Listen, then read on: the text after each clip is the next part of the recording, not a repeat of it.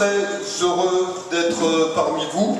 Je dois dire que j'ai hésité à venir puisque j'ai eu des problèmes familiaux avant de venir, mais venir ici, c'est toujours pour moi un moment de bonheur et je sais que je vais rencontrer des amis et c'est donc un moment toujours fécond et positif pour moi que de venir.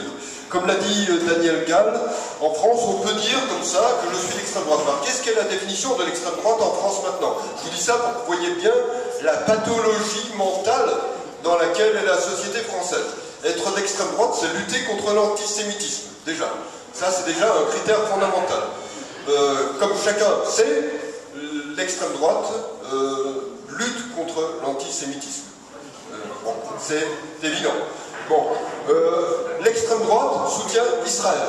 L'extrême droite est libérale économiquement. L'extrême droite défend la théorie du droit naturel telle que John Locke l'a énoncée et telle que les grands penseurs juifs l'ont énoncée.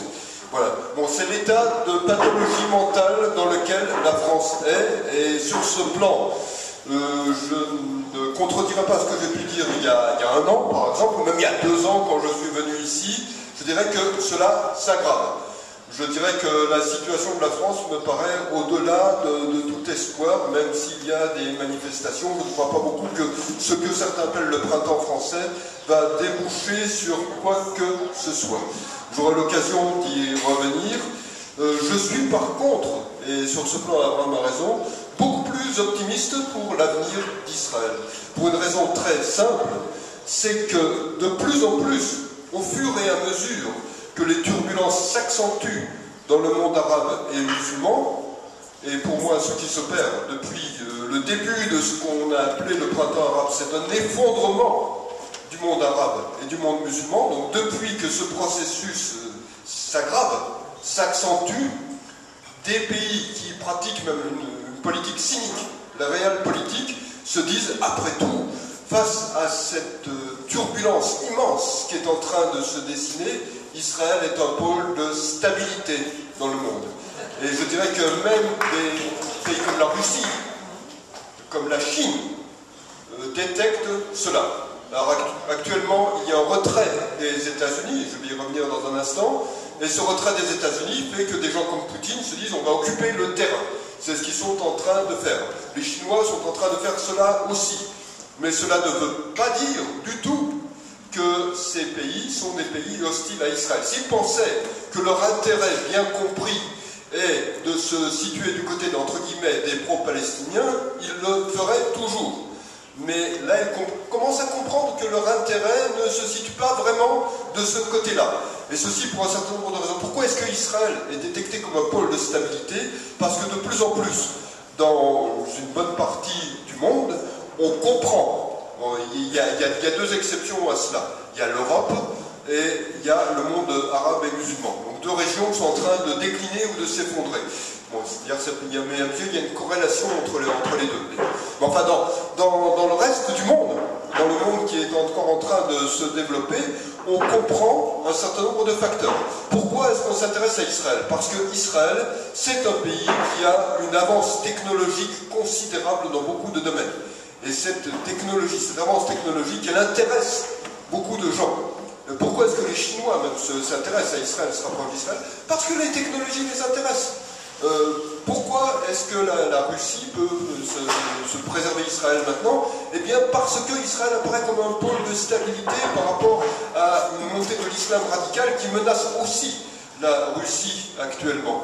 Et donc sur ce plan, Israël a une avance technologique qui se trouve perçue. Israël est une puissance militaire, je dirais que c'est de facto, même s'il y a des armées plus nombreuses dans la région, la première puissance militaire de la région, pour une raison qu'on oublie toujours en Europe, où quand on donne des photos d'Israël, c'est pour montrer un méchant soldat en train de s'en prendre à un pauvre enfant palestinien, entre guillemets. Je mets toujours des guillemets quand j'utilise le mot palestinien, j'aurai l'occasion d'y revenir. En général, en Europe, on donne cette image, mais on ne pense pas à toutes les technologies israéliennes. Mais il y a beaucoup de pays où on pense à ces technologies, où on voit que l'armée israélienne est puissante aussi parce qu'elle a ces technologies. Maintenant, ce qui fait la puissance d'une armée, ce n'est pas le nombre de soldats qu'elle peut aligner, c'est sa supériorité technologique. Et Donc ça, c'est un deuxième facteur important pour Israël.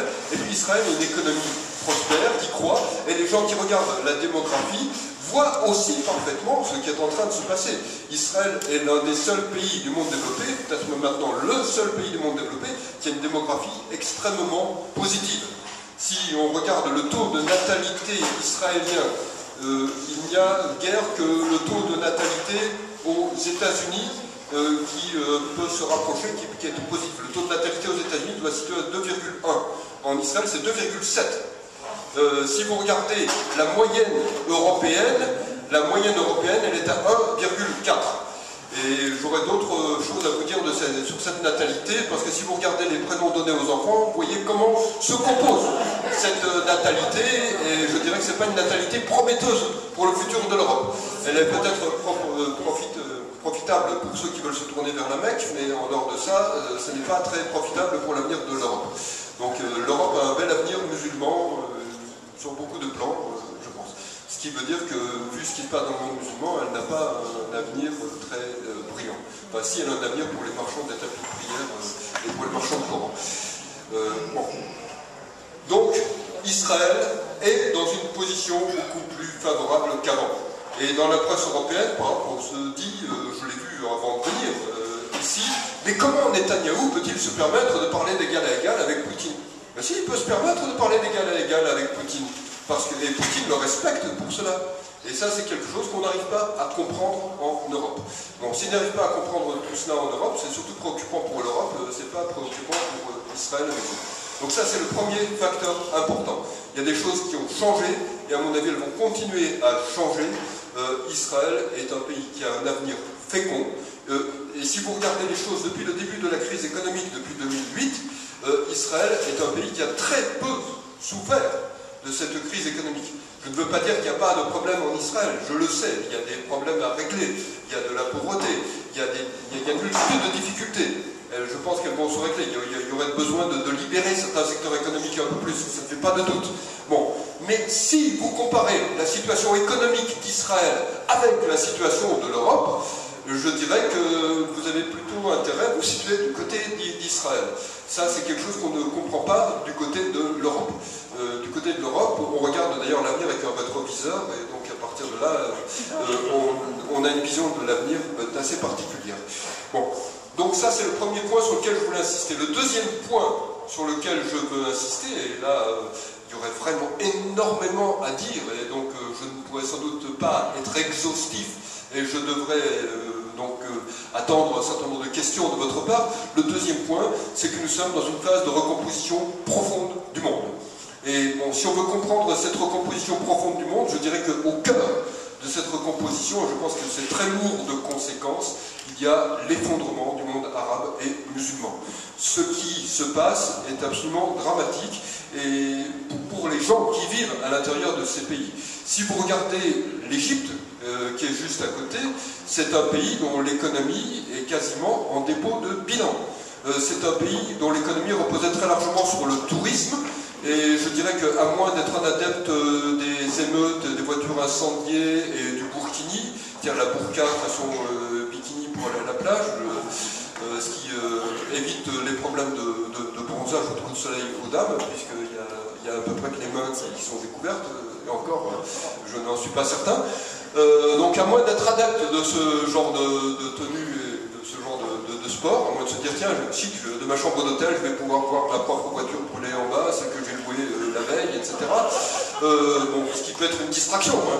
Bon, à moins de cela, il n'y a plus beaucoup de gens qui vont faire du tourisme en Égypte. Donc l'économie égyptienne n'a plus à peu près que 3 mois de réserve de devises. Bon, il y a peut-être des pays qui vont encore la mettre sous perfusion, mais en tout cas, ça ne va pas aller très loin. Si vous regardez ce qui se passe en Tunisie, c'est aussi une situation qui s'aggrave. Je dirais que bon, le tourisme en Tunisie est en train de s'effondrer aussi. On ne parle plus beaucoup, en France en particulier, de la Libye, mais la Libye elle n'est pas en guerre civile, elle est en situation de chaos. C'est-à-dire que c'est un pays qui est divisé entre des bandes rivales, des bandes islamistes rivales. Bon. Je pourrais allonger la liste et je pourrais la finir avec la Syrie, où le bain de sang n'est pas achevé et où le pays est actuellement morcelé en trois fragments. très instable. La région qui est tenue par les Alaouites, les chiites, avec le soutien massif du Hezbollah et des gardes révolutionnaires iraniens, qui correspond à la bande côtière qui va à peu près jusqu'à Damas, toute la région centrale qui est aux mains des sunnites, donc des frères musulmans et de gens qui appartiennent à des mouvances proches d'Al-Qaïda, et puis les régions kurdes qui essaient de tirer leur épingle du jeu à côté. Bon. Donc là, et je dirais que sur ce plan, le bain de sang en Syrie, je pense, est très très loin d'être terminé. Bon. Si vous regardez l'Irak à côté, l'Irak est aussi en train de sombrer à nouveau dans le chaos. À la fin de la présidence Bush absolument honni, l'Irak était un pays stabilisé. Grâce au merveilleux Barack Obama, que le monde entier admire, l'Irak est à nouveau dans le chaos. Donc il méritait bien son prix Nobel de la paix, effectivement, on le voit tous les jours. Quand on voit la Syrie, on voit qu'il méritait le prix Nobel de la paix. Quand on voit l'Égypte, on voit qu'il méritait le prix Nobel de la paix. Quand on voit l'Irak, on voit vraiment qu'il méritait le prix Nobel de la paix. Quand on voit la Libye, ou ce qui se passe dans la zone sahélienne, on voit vraiment qu'il méritait le prix Nobel de la paix. Il faudrait même lui donner une deuxième fois pour être certain de reconnaître sa grandeur. Bon, donc nous sommes dans un contexte d'effondrement de toute cette région du monde, et je pense que cet effondrement va continuer. Je pense que ce qui est en train de se passer dans toute cette région, c'est petit à petit, en particulier au Proche-Orient, l'effacement des frontières qui ont été dessinées au moment du démantèlement de l'Empire ottoman. Ces frontières, elles ont séparé des populations en plusieurs morceaux. Je parlais des Kurdes il y a un certain moment. Vous avez des Kurdes dans 4 pays, donc ils sont répartis comme ça un petit peu au hasard. Donc je dirais que pour le moment, en Irak, au nord de l'Irak, les Kurdes ont créé une zone autonome. C'est ce qu'ils sont en train de faire en Syrie. Et donc je pense que c'est quelque chose qui va poser des problèmes à la Turquie et à l'Iran. Donc il y a une recomposition qui s'opère. La division entre sunnites et alaouites en Syrie est une division qui est logique, revient à la surface ce qui pouvait exister dans ces populations avant le découpage artificiel des frontières. Et donc je pense qu'il y a une recomposition générale qui est en train de se faire, qui touche toute la région, et qui touche aussi d'ailleurs l'Afrique du Nord. Parce que la division qui se dessine en Libye, c'est aussi une division traditionnelle. La division entre la Cyrénaïque et la Tripolitaine, c'est une division très ancienne. Donc tant qu'il y avait Kadhafi au pouvoir, ça tenait, mais grâce aux merveilles imaginées par le grand général en chef Bernard-Henri Lévy et par Nicolas Sarkozy, et bien maintenant la Libye est dans l'état de chaos que l'on connaît. Avec les conséquences qu'il y a du côté du Tchad, du Niger, du Mali, sans compter toutes les armes des arsenaux du colonel Kadhafi qui circulent jusque dans le Sinaï, jusqu'à Gaza, jusqu'en Syrie, jusque dans les mains du Hezbollah, etc. Il y a des résultats absolument mirifiques et merveilleux de ce qui s'est passé. Bon, en tout cas, cette décomposition, quelle est sa conséquence? Pour ce qui concerne Israël, j'aurai l'occasion d'y revenir, ce n'est pas une conséquence trop mauvaise, parce que je dirais que si cela fait, et là c'est attristant, le malheur des populations locales, je dirais que ces pays sont dans un tel état, et vont continuer à être dans un tel état, qui vont s'occuper de leur situation intérieure, que les guerres civiles intérieures vont préoccuper davantage les populations de ces pays et les factions diverses qui sont en cause, que la question d'Israël et la question, entre guillemets, palestinienne.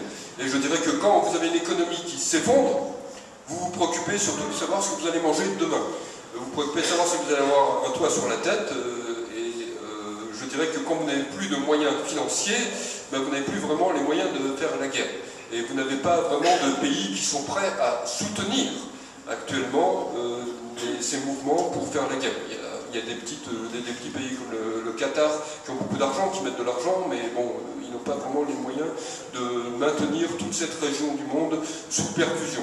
Ils ont les moyens de racheter une bonne partie des pays comme la France. Et bon, donc maintenant nous avons une équipe qui devrait s'appeler le Qatar Saint-Germain. Bon, mais en dehors de ça, non, des pays entiers, c'est plus difficile à racheter quand même. Donc on peut racheter une équipe de football en France, puis la France on pourra bientôt le racheter peut-être pour une bouchée de pain, mais bon, en tout cas on ne peut pas racheter des pays entiers. Bon, donc je dirais que Sur ce plan, je dirais que cette situation est une situation qui n'est pas trop mauvaise pour Israël. Israël était entouré de voisins hostiles. Maintenant, Israël est toujours entouré de voisins hostiles, mais qui sont plus préoccupés par le fait de se faire la guerre entre eux et par leur propre situation économique qui s'effondre. Bon. Si un sursaut d'intelligence au bout de l'effondrement venait à l'intérieur de ces pays, il se dirait peut-être Israël est une opportunité pour nous de remonter et de sortir des décombres. Mais je pense qu'il faudra beaucoup de temps pour cela, et je dirais que c'est précisément ce que perçoivent tous les pays qui voient Israël comme un pôle de stabilité.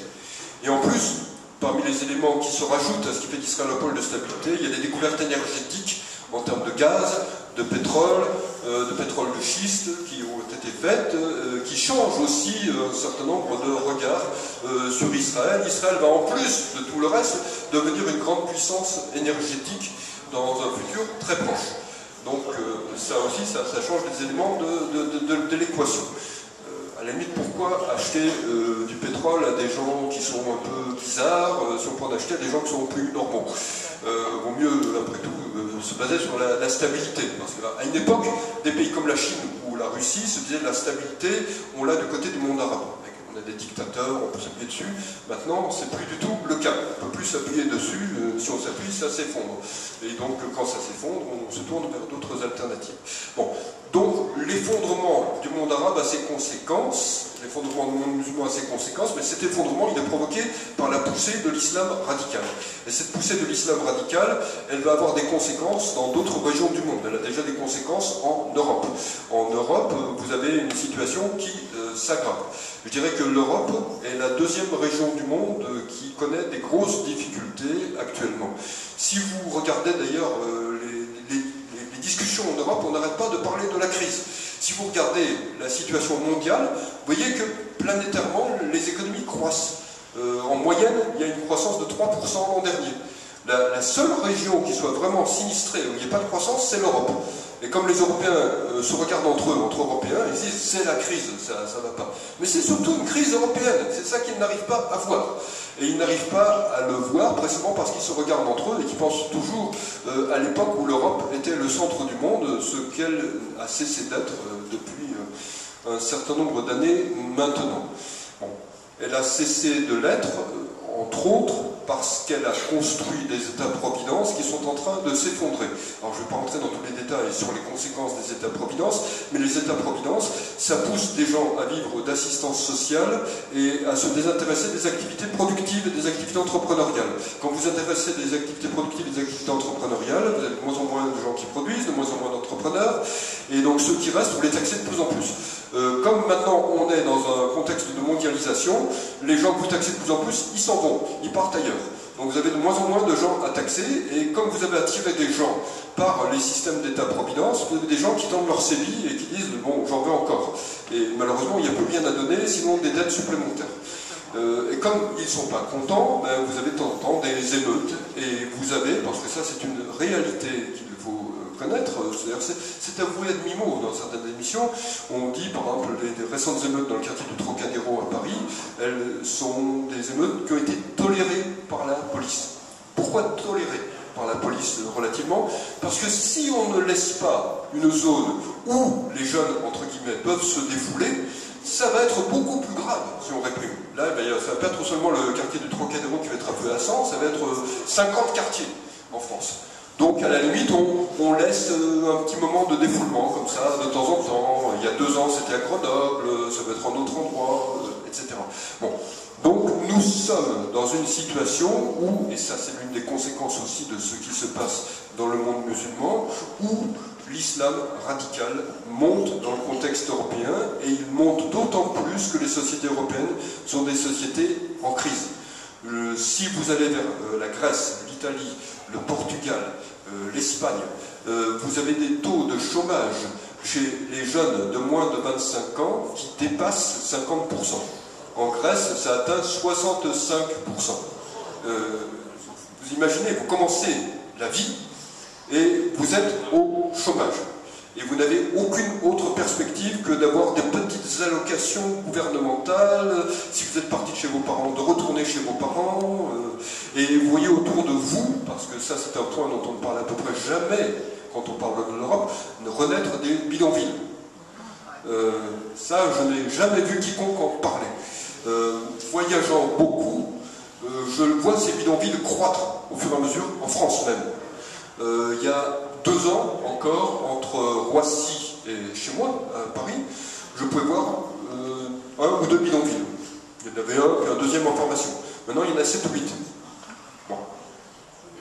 Donc, c'est quelque chose qui est en train de se construire. Des vrais bidonvilles, comme il y en avait dans les années 60, avec des espèces de toiles de tente, des toiles cirées tendues sur des cajots ramassés, comme ça. Bon, la police en détruisant, ils sont construits un petit peu plus loin, puisque, bon, c'est, à la limite, bon, c'est cosmétique, ces destructions.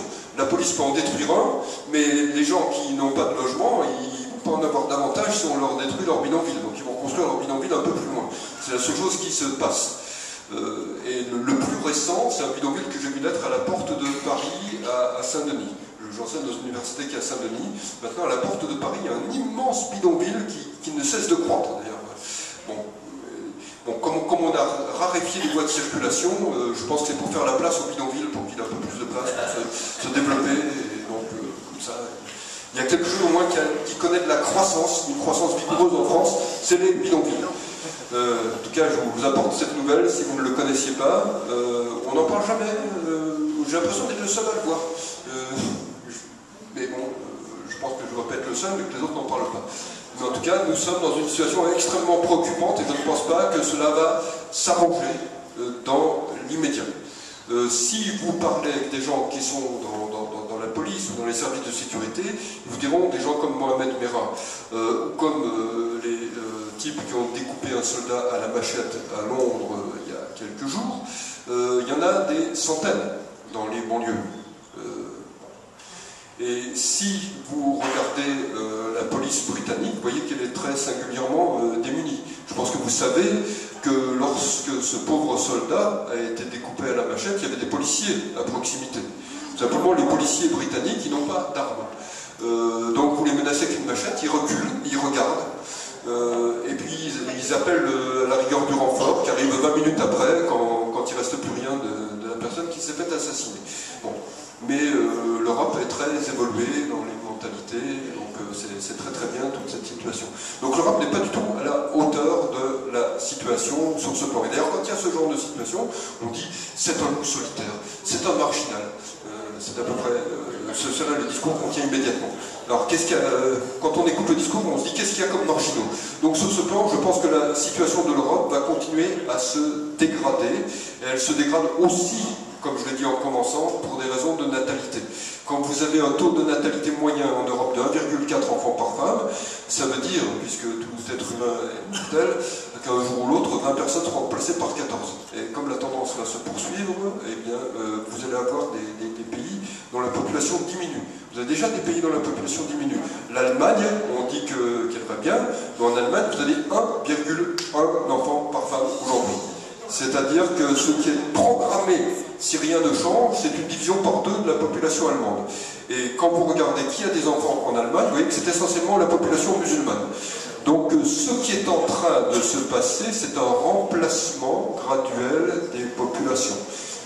En Allemagne, il y a des livres qui ont fait du succès, qui ont porté sur ce thème, c'est tabou de le dire, mais c'est une réalité qui est en train de se mettre en place. Donc je dirais que vous avez donc 2 régions qui se touchent sur la surface de la planète, le monde arabe musulman et l'Europe, qui sont pourris.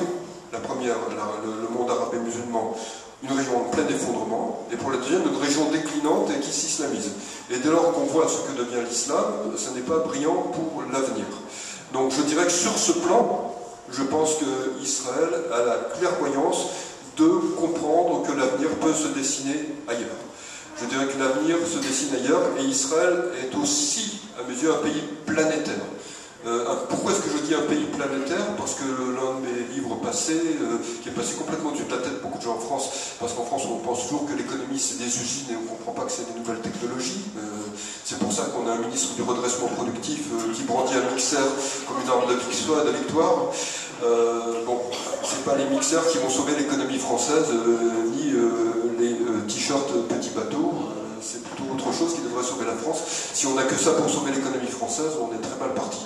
Bon, enfin gouvernement actuel pense que c'est ça qui va sauver la France, et puis maintenant qu'il y a le mariage gay et des manuels scolaires qui sont en préparation, avec Marie-Pierre à deux mamans, ou Jean-Paul à deux papas, sans savoir lequel des deux est sa tante, comme je dis des fois. Bon. On va vers un grand progrès pour le futur.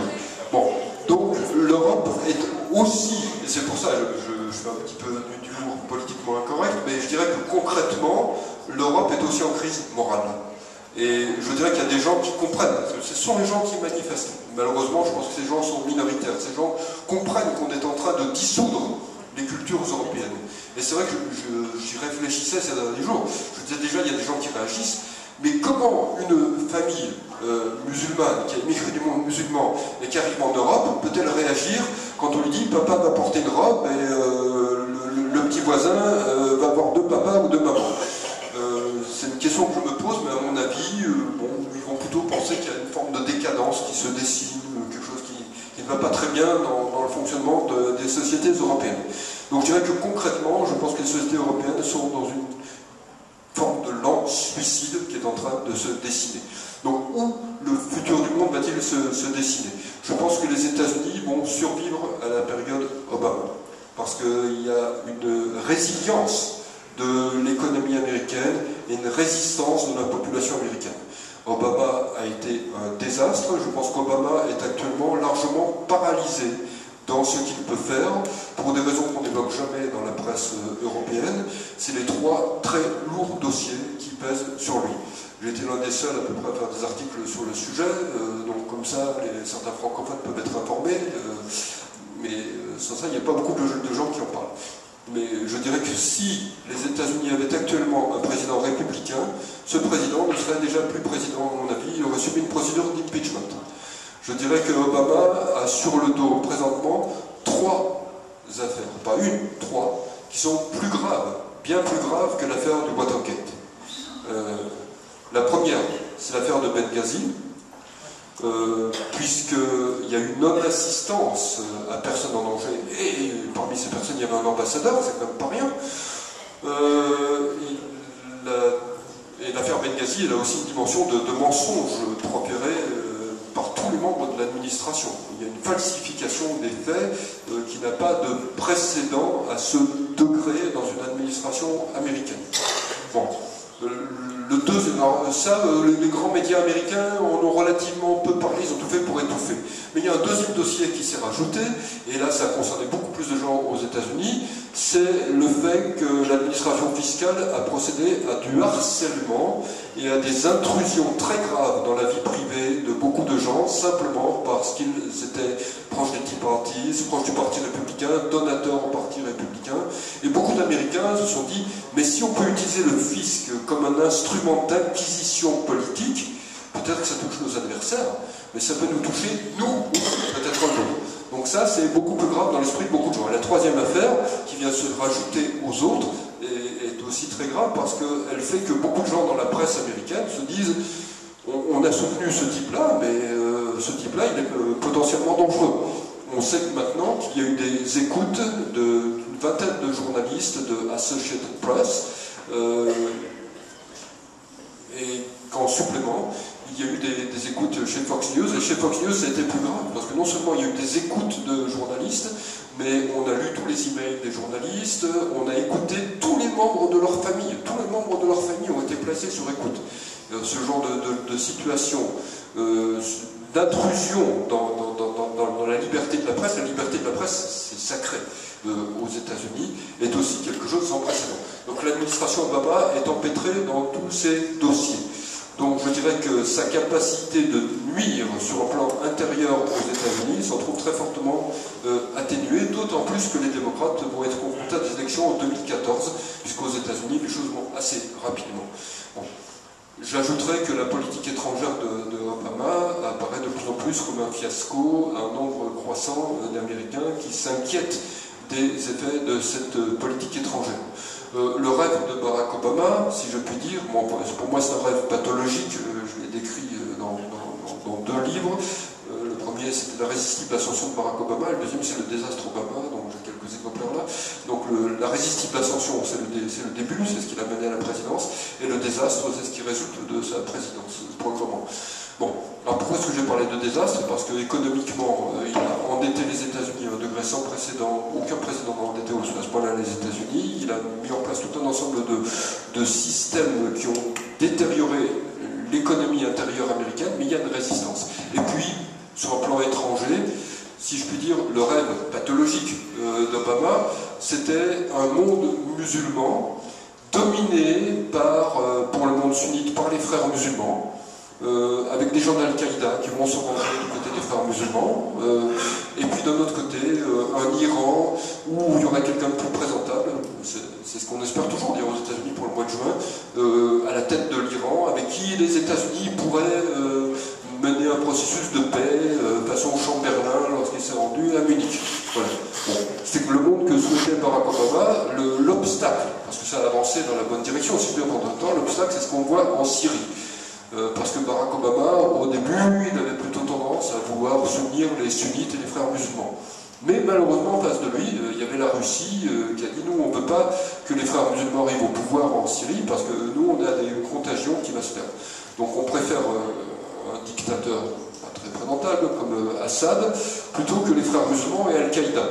Bon, entre la peste et le choléra, on choisit l'un des deux, on veut que les deux se neutralisent, mais en tout cas, on ne veut pas que la contagion continue à avancer. Bon, donc, Barack Obama n'a pas tranché concernant la Syrie, d'où le bain de sang que vous avez actuellement et qui, je pense, va continuer. Et donc, Barack Obama fait la preuve de son impuissance et sa politique se délite. Non seulement cela, mais le déclin est un choix, c'est une expression qui avait été utilisée par Charles Krauthammer, qui est un journaliste à qui je me réfère souvent, qui écrit dans le Washington Post, dans d'autres. Il avait écrit dès janvier 2009, je l'ai cité, Decline is a choice. Le déclin est un choix. Donc je pense qu'Obama avait choisi le déclin, donc un retrait des États-Unis de la scène du monde. Ce retrait s'est opéré, mais ça ne se passe pas exactement comme il le souhaitait. C'est-à-dire que tous les gens qui lui ont vendu la théorie selon laquelle, avec les frères musulmans, le monde musulman va avoir ce qu'il souhaite, et dans le monde sunnite, vous allez avoir un islam radical paisible, ce qui est un oxymore à mes yeux, des gens comme des imposteurs comme Farid Zakaria, qui est derrière ce genre d'idées, ont fait visiblement fausse route. C'était évident, c'était prévisible dès le départ. Quand vous donnez le pouvoir à des gens qui ont plutôt des idées de djihad, eh bien, ils vont dans la direction qu'ils ont indiquée préalablement. Et donc il était évident aussi que la possibilité de faire coexister un Iran chiite qui continuera à gagner du terrain avec un monde sunnite qui se combat des frères musulmans, ça ne pouvait déboucher que sur une conflagration. Nous sommes dans la conflagration. Et ça, l'administration Obama ne l'avait pas prévu. Bon. Donc, l'administration Obama est en grande difficulté actuellement. Et face à cette grande difficulté, il y a eu la volonté de la part de Barack Obama, et c'est ce que fait John Kerry, qui essaye de faire 1 million de miles pendant le temps où il sera secrétaire d'État. C'est pour ça qu'il fait beaucoup de vols en avion. Après, il aura une carte frequent flyer avec beaucoup de points. Il pourra refaire le tour du monde un très grand nombre de fois. Donc il fait des grosses navettes vers le Proche-Orient pour faire redémarrer le processus de paix. Mais ce qu'il n'a pas compris, c'est un certain nombre de choses. C'est pour ça que j'ai fait un article récent en disant que son intelligence était très limitée, à mes yeux. Il n'a pas compris que le monde avait changé. Il n'a déjà pas compris que pour beaucoup de pays du monde, y compris la Russie et la Chine, c'est pas rien, Israël était un pôle de stabilité.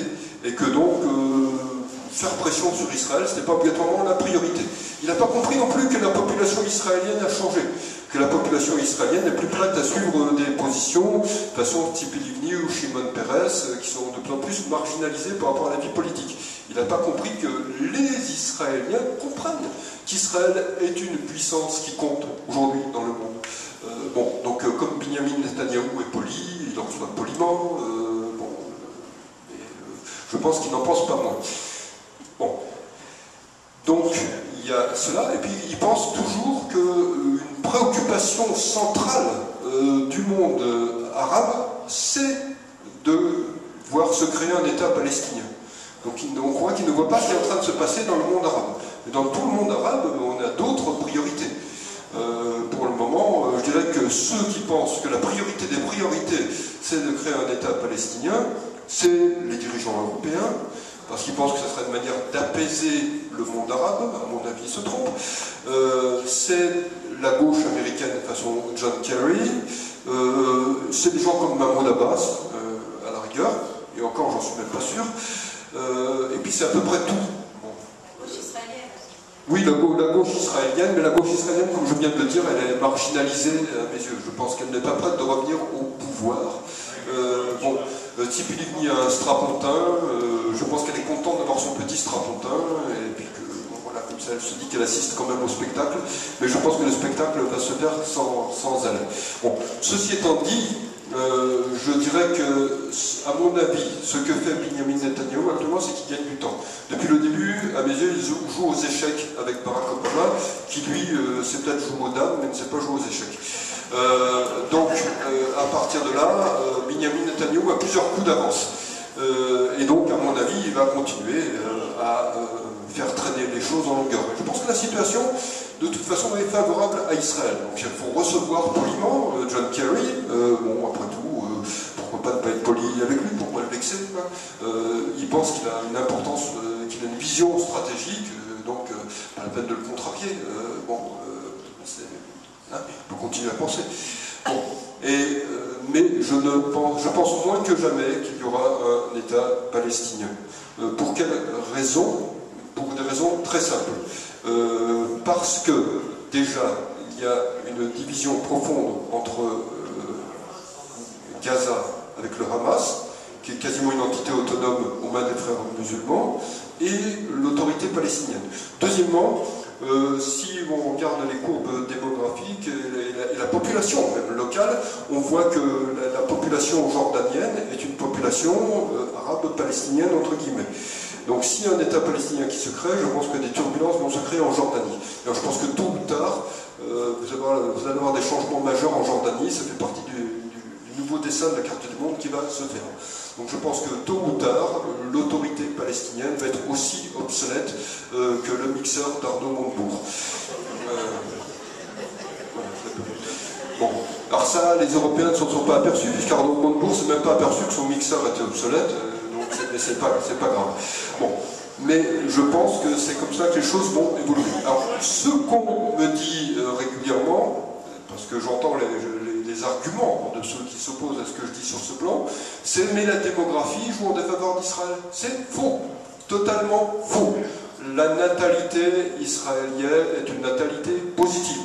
La natalité des populations qui sont sous la gouverne de l'autorité palestinienne est une natalité qui s'effondre comme la natalité de tous les pays arabes de la région. Bon. Si on regarde les choses sous un angle démographique, il y a une autre chose. Bon. Hier, je dînais à Tel Aviv avec un ami journaliste dont je tairai le nom, je ne veux pas créer de problème à qui que ce soit, mais il me disait il y a 4 millions d'Arabes en Judée-Samarie. Alors je disais non, c'est pas vrai, ça c'est des statistiques aussi fiables, comme j'ai dit dans mon dernier article, que les statistiques sur l'économie soviétique sous Brejnev.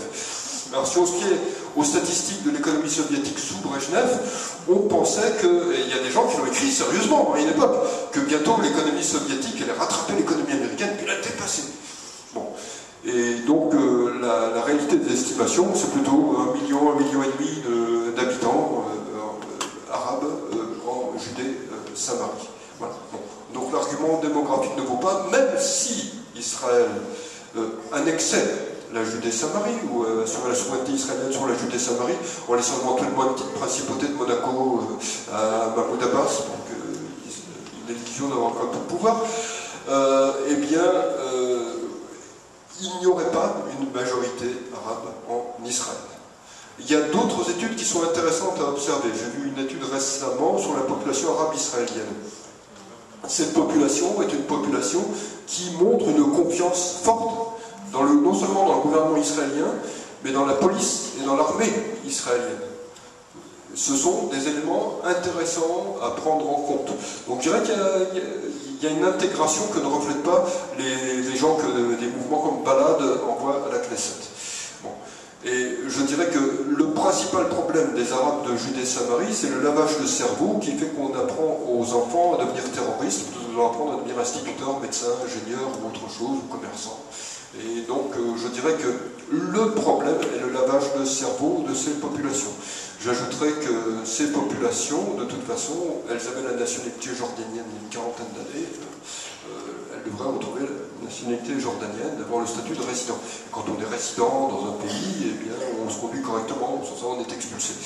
Si je voulais devenir résident aux États-Unis, ce qui est partie de mes intentions, c'est le statut que j'aurais. Donc voilà, il y a une multitude de solutions, mais je pense à une solution israélienne pour la question de la Judée-Samarie. Je n'ai jamais dévié de cette position depuis des années et je continue à affirmer cela. Je suis toujours sur cette position.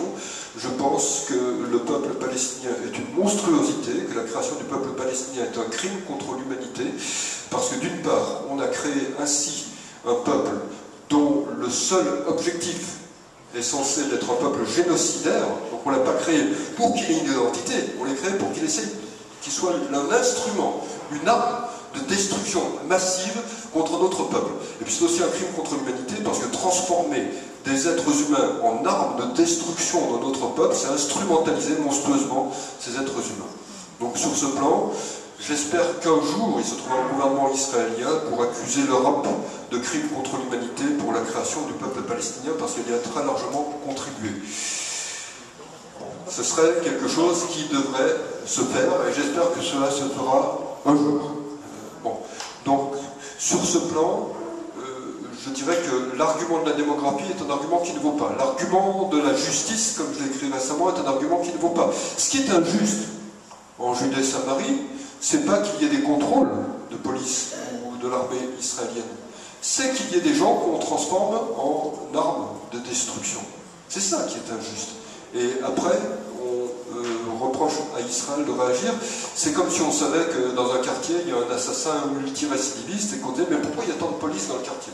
Le problème, c'est qu'il y a l'assassin multirécidiviste en liberté. Et le problème est aggravé par le fait que cet assassin multirécidiviste, on lui a programmé le cerveau pour qu'il devienne assassin multirécidiviste. Et ceux qui ont programmé le cerveau sont des gens qui sont rémunérés par l'Europe et en partie par les États-Unis. C'est là que je suis. Le tribunal de la Haye, qu'est-ce qu'il fait? Le tribunal de la Haye ne fait rien. De toute façon, je dirais que le tribunal de la Haye, c'est quelque chose qui... c'est un appendice de l'Organisation des Nations Unies. Et je dirais que l'Organisation des Nations Unies, c'est un organisme grotesque qui devrait disparaître. L'Organisation des Nations Unies, comme l'a dit, je crois que c'était Abba Eban, on lui demanderait de voter que la Terre est plate, qu'elle va tourner dans le sens inverse. Eh bien, il y aurait un vote massif en faveur de cette résolution. Donc il faut traiter ce que disent les Nations Unies de la même façon que si les Nations Unies votaient que la Terre est plate et qu'elle va tourner en sens inverse. C'est-à-dire qu'on sait que tout ce qui en émane est ou bien abject ou bien absurde. Au mieux c'est absurde, au pire c'est abject. Mais bon, il n'y a rien d'autre à en attendre. De toute façon, il suffit de regarder, je crois que c'est récemment, je crois que je sais plus si c'est l'Iran ou la Syrie qui a été nommé à la tête du comité de désarmement ou quelque chose comme ça. Oui, l'Iran, voilà. Bon, c'est vraiment extraordinaire. Bon, il y a qu'à placer par exemple le Soudan à la tête de la commission des droits de l'homme. Ça va peut-être se faire un jour ou l'autre. Donc, je dirais que l'Organisation des Nations Unies, elle a été fondée comme un club de démocratie qui était censé endiguer quelques dictatures totalitaires. Maintenant, c'est un club de dictature, de satrapie, de tyrannie, avec en otage au milieu quelques démocraties. Bon, les démocraties devraient s'en aller et laisser tous ces gens entre eux, ils sont faits pour s'entendre. Bon. John McCain, quand il s'est présenté contre Barack Obama, avait proposé qu'on refonde une organisation qui n'admette que des pays démocratiques. Et je pense que c'était une bonne idée, je pense que cette idée, il faut la creuser. Mais l'Organisation des Nations Unies n'a aucune légitimité, c'est une imposture de dire que c'est une organisation qui peut dire le droit international en quoi que ce soit. Et de toute façon, je dirais que des pays cyniques, comme je disais en commençant cette conférence, comme la Chine, comme la Russie, n'en ont que faire de ce que disent les Nations Unies. Bon. Donc les Nations Unies, ça va bientôt être un club de pays sous-développés qui essaient de développer leurs arguments entre eux et qui essaient aussi de soutirer de l'argent aux pays développés et qui les yeux devraient arrêter de se laisser soutirer de l'argent, ce qui permettrait à ces pays sous-développés de réfléchir à ce qui les a conduits au sous-développement, ce qu'ils ne font pas pour le moment. Bon, donc concrètement, si je veux résumer tout ce que j'ai dit, nous sommes dans une mutation profonde du monde. Dans le cadre de cette mutation profonde du monde, je pense que le monde est en train de se recomposer autour d'un certain nombre de pays qui sont au-delà de la Chine, autour du bassin pacifique. Je pense que les États-Unis vont garder une puissance à l'intérieur de ça. Je pense que l'Europe va continuer à décliner. Je pense que le monde arabe et musulman est en train de s'effondrer. Et je pense qu'au milieu de tout cela, Israël est un pays qui a un brillant avenir. Et je pense qu'il n'y aura pas d'État palestinien parce que cela n'intéresse pas les pays qui sont animés par une volonté d'aller de l'avant et qui regardent l'avenir autrement que dans un rétroviseur. Et donc je dirais que qui plus est, l'avenir, je pense, va appartenir de plus en plus aux gens qui sont imprégnés d'un amour de la réussite et de l'accomplissement. Et l'amour de la réussite et de l'accomplissement, il est du côté d'Israël, il est du côté des gens qui essaient d'impulser un développement sur la surface du monde. Si Israël est devenu le pays extraordinaire qu'est Israël à mes yeux, c'est précisément parce qu'Israël est imprégné de cet amour de la réussite. Si l'Europe est en train de décliner, c'est qu'elle est imprégnée de plus en plus du ressentiment. Et si le monde arabe est en train de décliner aussi, c'est qu'il est imprégné de ce ressentiment. Et quand on me demande des fois, mais on me dit, comme le disait Abraham tout à l'heure, mais vous n'êtes pas juif, pourquoi est-ce que vous défendez Israël? Je dis simplement parce que je suis humaniste, parce que j'ai l'amour de la liberté, et parce que j'ai l'amour de la réussite. Si vous êtes dans le ressentiment et l'amour de l'échec et de la destruction, c'est votre choix. Mais je pense que vous êtes dans une impasse, et que vous allez rester dans une impasse, et que vous allez croupir dans cette impasse. Donc croupissez dans cette impasse si vous voulez, cette impasse ne m'intéresse pas, je passe mon chemin. Et donc, je dirais que si je suis du côté d'Israël, c'est pour toutes ces raisons. Et j'ajouterai enfin que je n'oublie jamais ce que toute la civilisation occidentale doit au judaïsme. Je dirais que je le sais très bien, je n'ai cessé de l'écrire, je l'écris encore dans mon dernier livre, et je dirais sur ce plan, il y a une immense ingratitude de l'Europe, et à mes yeux, c'est cette ingratitude qui est en train de perdre l'Europe actuellement. Je m'arrête là.